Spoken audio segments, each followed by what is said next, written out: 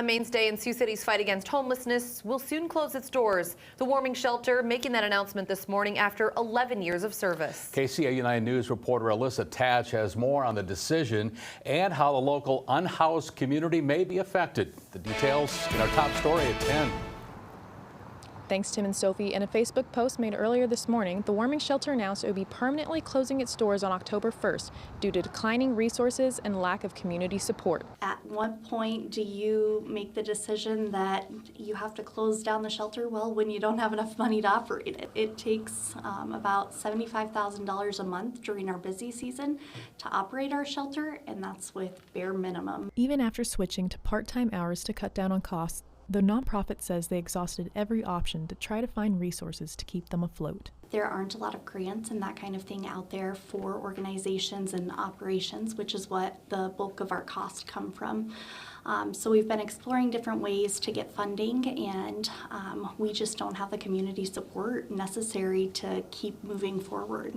We keep going back to the same people. So it has to be the entire community that supports us. And we have not had that yet. So we just have to close. For the next month, the warming shelter will be utilizing their resources to find their current clients other housing options. We don't want to send them out on the street. We want to have an alternative. So we're trying to get them placed elsewhere or, in their next step of housing. But with colder months ahead, the warming shelter worries about the impact their closure will have on those who need their services most. This is God's work down here, and it's to see it go away. It's going to be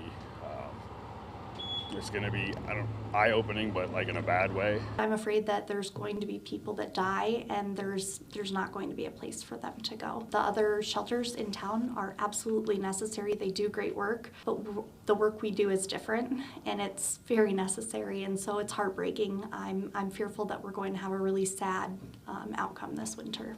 While in operation, the warming shelter housed more than 130 individuals during winter nights.